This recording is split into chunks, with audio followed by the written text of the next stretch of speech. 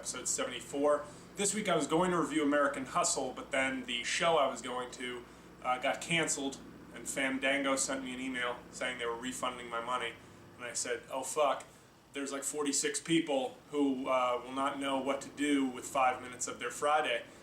What should I do? So I decided to review the movie Her, which I saw earlier this week, which is a fantastic movie. You're going to see it start popping up on several top 10. I think it made the American Film Institute's top 10 movies of the year, with good reason. Excellent movie.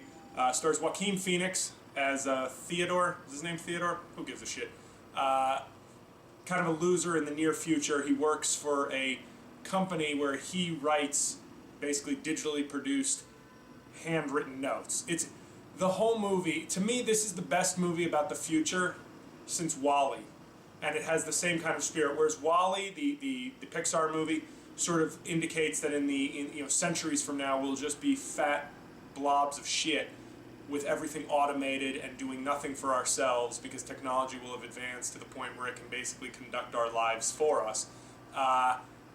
This movie is much closer in the future, but sort of if you've ever been bothered like I was today, if you're just sitting on a train and you notice that 90% of the people are just buried in an iPod or a cell phone, and if people, it's a great extrapolation of the culture we have right now. Because, for instance, the main character, played by Joaquin Phoenix, as I said, works for a letter writing company where they write letters for people and basically conduct their relationships for them. They take out the busy work, but they come as handwritten notes in the people's handwriting. So he's had clients where he's been writing their love letters for a decade, and it's sort of a humorous, it's one of those things where you realize, well, eventually technology will easily be able to do this, and will we do that? It's just funny, instead of, everybody basically just has sort of a Bluetooth at this point in the, and if I had to guess when this movie's taking place, it's probably 20 years from now. Everybody's got a Bluetooth. You just request whatever mood music you want. It's incredible, and it feels like such a realistic version of the future. It's not the flying car future, but it feels like, given where we are now, it's borderline brilliant in terms of just how it extrapolates and makes it feel ridiculous and real at the same time.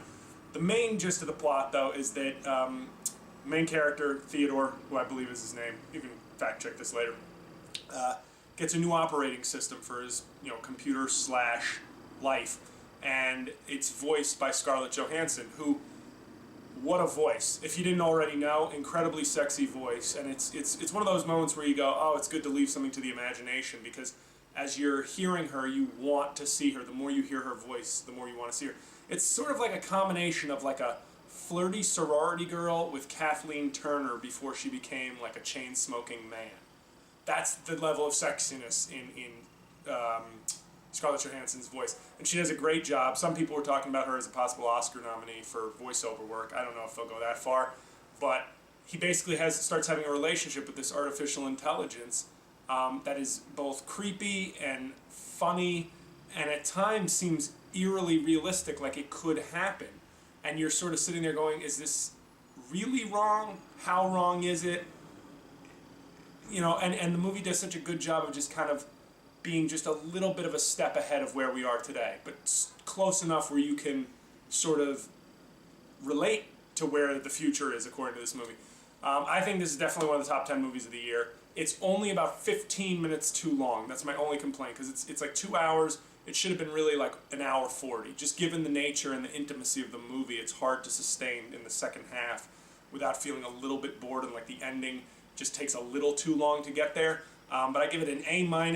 I kind of wanted to go a little higher, but I think an A- is the right call because they really should have trimmed a lot of the movie. But it's a really, not since WALL-E, and WALL-E was 2008. So, for all the future bullshit kind of Pacific Rim movies, this is a really funny, insightful, kind of thoughtful look at our future, and you laugh and you feel stuff when you watch it. So there it is.